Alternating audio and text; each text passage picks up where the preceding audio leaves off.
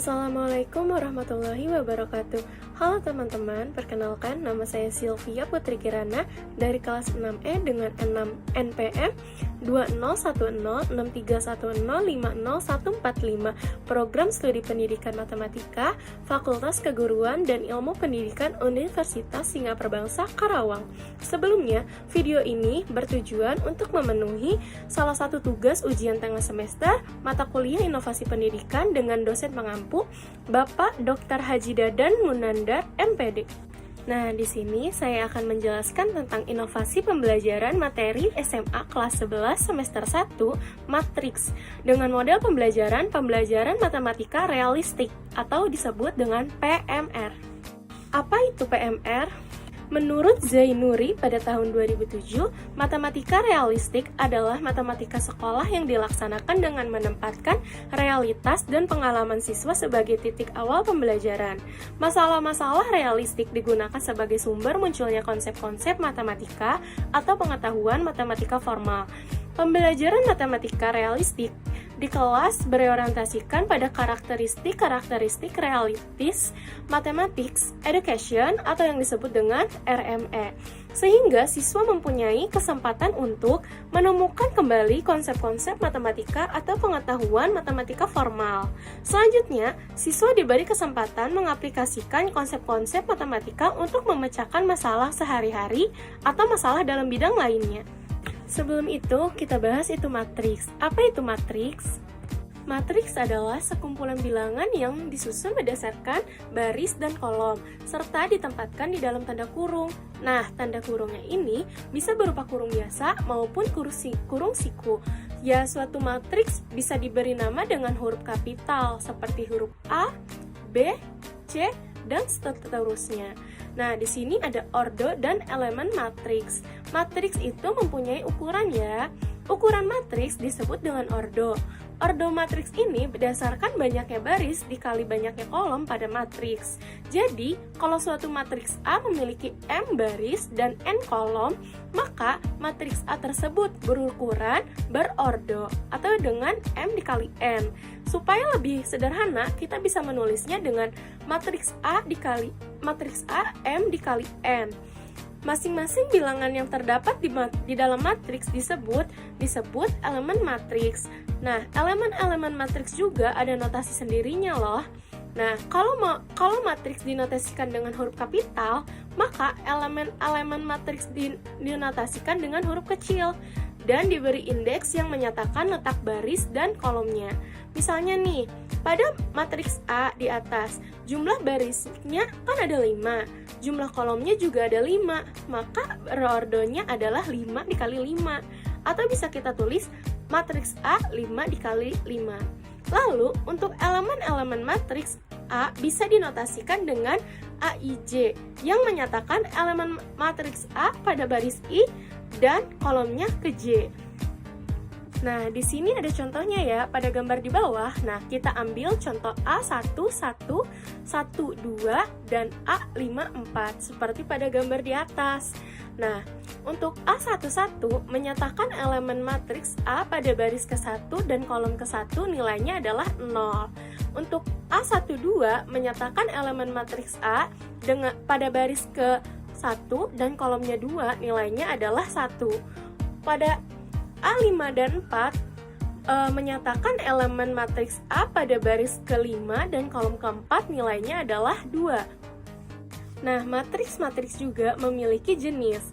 Untuk jenis yang pertama ada matriks baris. Nah, matriks baris adalah suatu matriks yang terdiri dari satu baris aja. Contohnya pada gambar yang di bawah. Nah, selanjutnya pada B, matriks kolom. Kebalikannya dari matriks baris, matriks kolom adalah suatu matriks yang terdiri dari satu kolom aja. Nah, contohnya juga ada di bawah ya. Nah, setelah kita lihat pada gambar yang tadi, nah, kita lihat kembali pada matriks baris. Kalau kita lihat, matriks A, matriks P, dan matriks Q semua terdiri dari satu baris dan berupa kolom. Untuk masing-masing ordonya, berarti A1 dikali 3, P1 dikali 4, dan Q1 dikali 5.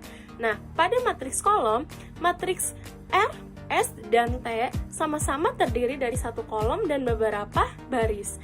Oleh karena itu, ordo matriksnya adalah R2 dikali 1, S3 kali 1, dan T4 dikali 1. Nah, selanjutnya kita akan bahas media alat pembelajaran pada materi matriks. Nah, untuk materi matriks, biasanya alat peraganya itu menggunakan kotak matriks.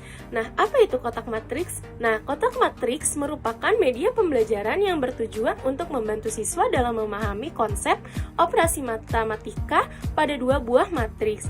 Kotak matriks dapat membantu siswa untuk lebih mudah memahami konsep operasi suatu matriks dengan lebih menarik. Alat peraga ini cukup mudah untuk dibuat dan digunakannya. Nah, selanjutnya kita menjelaskan pada metode penggunaan pada kotak matriks. Nah, kotak matriks biasanya digunakan untuk metode operasi. Contohnya seperti operasi penjumlahan pada kolom ini ya. Nah, kita buat contoh. Di matriks A kita isi dengan bilangan 6, 8, 5, dan 10. Nah, pada matriks B, kita isi pada bilangan 7, 9, 4, dan 2. Nah, untuk metodenya, kan penjumlahan matriks A dijumlahkan pada matriks B. Nah, pada baris pertama, kita isi dengan baris pertama pada matriks A dan baris pertama pada matriks B. Jadi, 6 ditambah 7. Nah, selanjutnya kita isi dengan baris kedua pada matriks A dan baris kedua pada matriks B. 8 ditambah 9. Nah, selanjutnya kita baris isi yang kolom kedua. Nah, kita isi pada kolom kedua matriks A 5 dan kolom kedua matriks B 4. 5 dan 4. Nah, selanjutnya pada kolom kedua matriks A dan kolom kedua matriks B 10 ditambah 2. Nah, lalu kita jumlahkan masing-masing. Pada baris pertama, 6 ditambah 7 menghasilkan 13. Nah, selanjutnya baris kedua, 8 ditambah 9 hasilnya 17. Nah, selanjutnya 5 ditambah 4 menghasilkan 9. Nah, selanjutnya lagi 10 ditambah 2 menghasilkan 12. Nah, jadi hasil pada matriks A ditambah matriks B adalah 13, 17, 9, dan 12. Kesimpulannya jadi, pendidikan matematika realistik atau PMR adalah sebuah inovasi dalam pendekatan pembelajaran matematika. Jika dibandingkan dengan pendekatan sebelumnya, antara lain dalam hal falsafahnya tentang matematika atau mathematics as a human activity, gaya mengajar guru, gaya belajar siswa, apa yang diajarkan, dan bagaimana mengajarkan matematika.